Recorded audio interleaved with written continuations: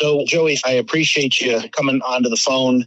We most recently had this workshop where you come out and rehearsed with a group of veterans to give back to the community, to be able to experience what we call optic flow. And you made some comments through the workshop that I wanted to go back and kind of revisit and have you double down on it. Some of the things that came out of it was very positive, and I just wanted to try to capture that. So could you start by telling us how you felt leading up to the event versus what your first impressions were when you came onto the scene?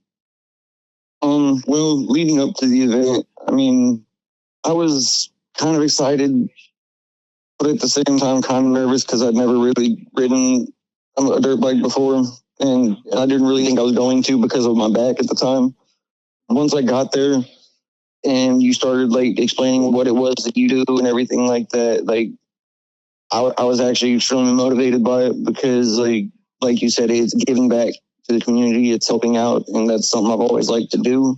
And then another thing was that Amos here at the house had said that y'all would be the people that I could talk to about learning how to be an equipment operator and, like you were saying, dozer dog and everything like that. And that's something I've always wanted to do. Sure. So once I got there and I talked to you, after you found out about my back and everything, I talked to you, and the first thing you said was, all right, well, I can show you how it's done. You showed me all the fitting, the grease fittings and everything that I needed to know prior to starting the machine. You showed me how to run the machine, and that was the coolest experience of my life. That's great. That's a strong statement. Coolest experience of your life. And, I'm telling you, like that day was literally the most fun I've had in my entire life, hands down. Wow. But it was a lot of hard work, though. I mean, you were working hard, weren't you? I mean, I guess you could say that I was behind the controls of a machine. There's not a whole lot of hard work to it. Just keep going. Yes. What we did was we went through the machine and checked to make sure we had oil in it, and then we did all the grease fittings and checked everything all out. And then there's a safety procedure to start it. And we went through all those procedures, right? And then you teamed up, right, with other people. You were running this skid steer, and it's got a lot of power, doesn't it? Very, very powerful machine, right? It does.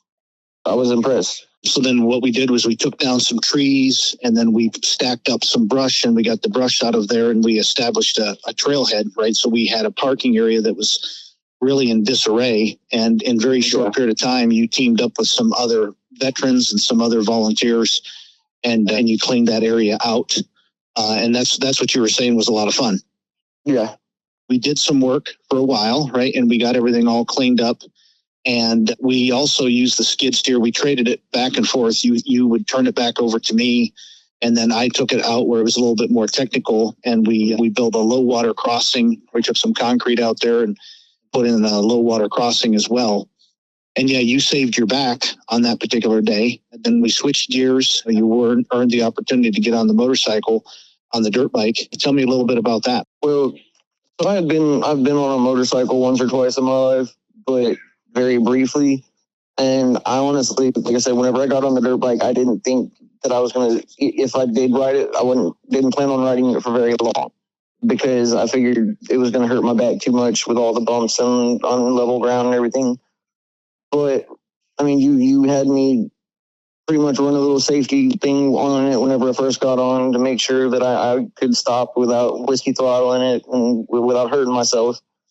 And then once you sent me out on that trail, like it was, the rest was history. Like I had so much fun. I didn't want to get off of it. Like my back was hurting and I still didn't want to get off of it. I think one of the first or second ones that you let go through the trail, through the woods. Yeah.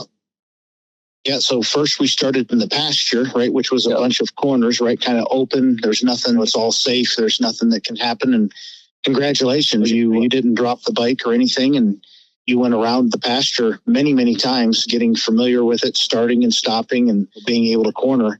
What was it like? What was different about going through the trails and through the trees? Tell me about that experience. How did it feel to go out into the trail? Going out into the trail, I was extremely nervous, because it's not as open as the pasture was, and it's a lot more like you were saying with the skid steer, it's a lot more technical, and you don't want to go too fast. You're not going to be able to make those turns through the trail. Right. So you came, you did stewardship, you ran the equipment, and you got on the motorcycles and you experienced that flow, right? You experienced that flow and the exhilaration, and really the average speed is probably 8 to 12 mile an hour. I mean, it may seem like you're going a lot faster in spurts, but the average speed is usually around 12 mile an hour. So there was this time where someone had expressed to me it was difficult to kind of reacclimate back into society and not have these protocols. So what I heard back was that we gave you guidance, we gave you structure, but yet you were able to go out and team up with other people, right? You were able to team up with them. And those are some of the other feelings. I just didn't know if you had anything else that came to mind when I asked that question. Is there anything else that came to mind that you wanted to share?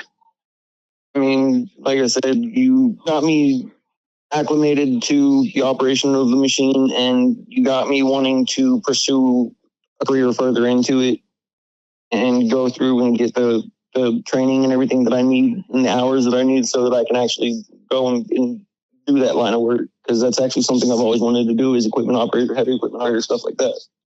Great. No, I really appreciate it. Was there anything, if we had to do it differently, that you would like to see changed? Not that I can think of. As far as I'm concerned, it was like I said, it was the most fun I've had in my entire life in one day. Like that's crazy. That is. Well, that's we really appreciate that. What's on the horizon now that you've experienced this, and this is kind of like a lifestyle? You've had this experience. We've waited a couple of weeks for it to kind of all settle in and marinate on the mind a bit. What are your thoughts about it? Is this something that you want to pursue? For sure. Like, I mean, hands down, like that type of work is something I could love to do. Yes. And they say if you do what you love, you never work a day in your life. Amen to that. So no, the dozer dog is a very interesting spirit. There's a person that'll go out and just be in the healing effects of being in the forest, and they'll just absorb that and just consume it. And then there's the next feeling is you want to share that with other people, right? That's pretty common, right? That you pack up into a tribe and 2 or 3 will go out there and enjoy just riding the trails, being in the forest, getting further out into the forest than most people. And you're in that rare minority of people that go way out there. And that's just kind of part of what we call the trail tribe. And then if your switch flips and you go over into the contribution as opposed to consumption, then what you start thinking about is how you can maintain that trail. When a storm happens, right? When we have a storm or a weather event, you start thinking about that trail, and then you'll walk it and enjoy walking it and then rehabilitating it, right? And you can do a lot of that by hand, and it burns a lot of calories. And when your back is feeling better, right, you can go out there. I was out there clearing brush today. But then if you get your equipment certification, it's easier when you have a big shovel like a skid steer to go out there and start working, which is what I was doing today. Big facts. So that's something that you're interested in, is pursuing something like that? Yeah, for sure. Okay. Yeah, there's a lot of hours of equipment training that are involved, and you've already got some time on there. And from a mental health standpoint, on getting into that element of it, and then we'll start to wrap up. You say this was one of the most fun things that you've done in your life, which is a pretty bold statement. We thank you for that. Can you express why it was just so fulfilling, and from a mental health standpoint, what it was doing for you? I mean, just the being out there, like you were saying, the being out there in the wilderness and everything, like that's something I've always enjoyed. I've always liked camping and everything like that. And this time I get to go out there and actually create the trails that we get to go through, instead of just going on trails that people have made before us. So it's like I kind of feel like a trailblazer myself in that situation. And that's then, awesome. Then on the dirt bike, it was freeing. Just feeling that wind, the power of the machine underneath you. Like it's a life-changing experience, really. Wow. Well, that pretty much says it all. I don't think we can top that. Feeling the wind, the power of it. It's a life-changing experience.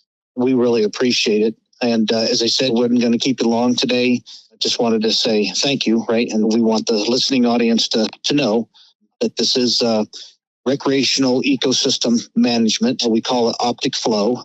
And you start by doing stewardship and earning the ride.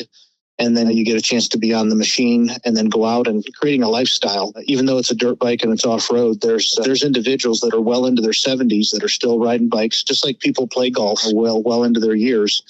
Oh, yeah. And you can create some of the best relationships and some of the best bonds that you'll ever have in life. And it's exhilarating, but it's still safe, and you're burning a lot of calories, and it's very healthy for you mentally and physically. Yeah. So I appreciate it. Is there anything else, Joey, that you wanted to say or express at this time?